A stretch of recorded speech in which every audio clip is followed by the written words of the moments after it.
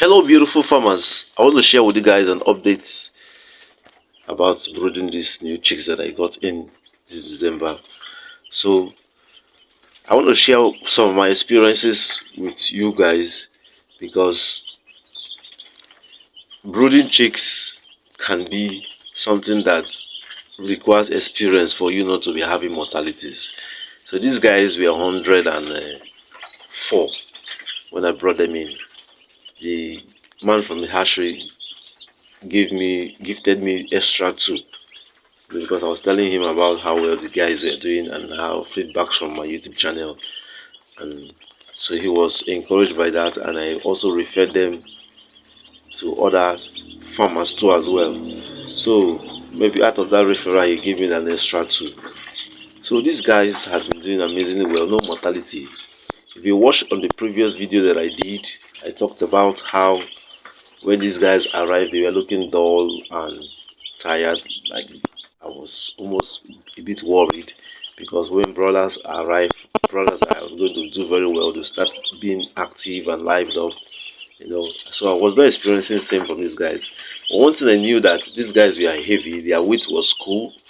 So trying to deal with them when they arrived was kind of a challenge. You notice from the previous video, when I introduced them to the pen, they were looking weak and they were looking sleepy. So I had to now start thinking of means to make these guys better. So first thing first, I removed the stove.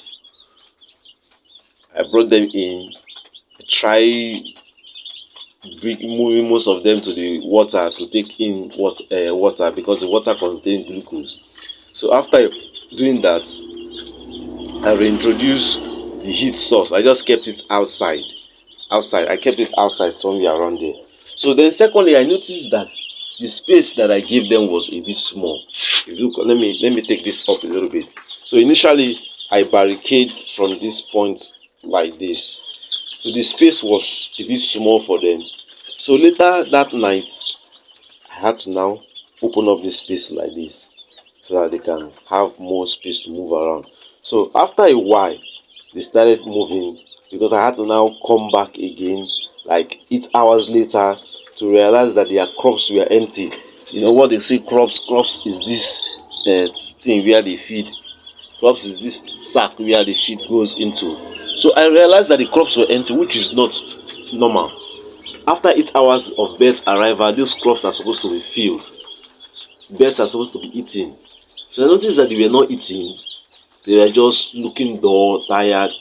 So I had to now brighten up the lights for them because illumination is very important when you're brooding chicks. When the light is dull, there's every tendency that the birds will be dull. They will not want to go. They will find it difficult to access where feed or water is. So I had to brighten up the lights because if you can look very well, this place is covered. I had to cover the place, and right now we are experiencing harmattan.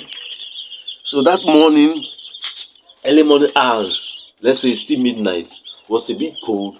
So I had to now increase the heat for them and make the space to be open more for them. You can see that's where the papers I used stopped, and this is the bare floor. I'm going to be introducing wood shavings into this space hopefully by tomorrow. So the harmattan season is also helping me along in a way, in the sense that the pool gets dried up, but it's not hygienic. But I'll still look for a way to introduce wood shavings to the floor. So why didn't you pressure myself to get the wood shavings immediately? Because I know that I was using the papers for the for the beddings. So these guys are quite weighty because one of the things you get to know a good broiler is the weight. I checked their weight. So each of them are giving me a little bit above 40 grams. I just know that maybe some of them that are a bit above 40 grams, the rest might be around 40 grams. Meanwhile, I did these chicks the last time. They did amazingly well. So if you're running Abor Acre requires you to give them high quality feed. I've done Abor Acre when I started poultry farming, and I was not really getting good results. Then I now switched to rostrate. In the process of using rostrate, I had to now look for high quality feed because the chicks are expensive. Rostroi are a bit expensive in Nigeria. Their price sometimes can be a little bit higher than the Abor Acres in the market. So I had to now switch to the Rostroi and then push myself to get high quality feed that will give better results. And I realized the Rostroi we are doing much better. I was even having 3 kg in 6 weeks. So the last batch of Abor Acre, which is from this Emuoha Victory farm that I got, I gave them the high quality feed, and guys, I got good massive results. I was having about 30% of them giving me 3 kg, which is something I've not experienced before. So the Abor Acre and the Rostroi are from the same parent company. They are from the same parent breeder company. So that's why their body structures are quite similar. Their body structures are similar. So that's how it's also similar when they birth. The only difference between the Abor Acre and the Rostroi is that the Rostroi can adapt to cold a little bit more better than the Abor Acre. But they have similarities in the sense that they require high quality feed. So guys, when you're brooding your chicks, they require a certain level of temperature. If the temperature is above that, it's going to affect them. So the temperature I was having was a bit high when they came in, and at the point some few hours later the temperature was a bit too low. They had to now cover up, because when I brought these guys in, this place was open. So I had to now cover it up. So the temperature dropped later that night. So it also became a challenge for them, and the illumination was poor. So you need to make sure that your temperature is right, especially when you're not using thermometer. You need to observe the body language of your birds. If you're not using thermometer, you need to observe the body language of your birds. When they get too crowded, that means the space is too tight for them. And when they are spaced out and lying down weak and tired, that means they are too hot. So you need to examine their body structures, their behavior patterns, to know how best to do what to do for them. So in this case, the heat level here is good enough for them. You see, they have spread out and they are eating and they are feeding very well. So that's to tell you that the heat level is okay for them, and they can access the feed easily. So like when I brought them in, I had to spray most of the feed on the floor. Most of these places were feeds that I had to spread on the floor. So that's to make an easy access for feed for them. And right now they are taking their first dose of antibiotics. You know, if you're raising birds, you need to give your birds antibiotics. Even if you want to do organic treatment, give them that first antibiotics with the conventional synthetic medication, so that your birds will not fall down to unnecessary diseases. Because one of the setbacks of using organic medication is that sometimes you're not too sure of your combination. Sometimes your raw materials might be compromised. So that's why I highly recommend you, even if you want to do organic medications later on, the first antibiotics, give them the proper veterinary medications for the first few days. Then afterwards, you can now switch to your organic medications. In that process, most of those things must have already cleared out from their system while they are growing.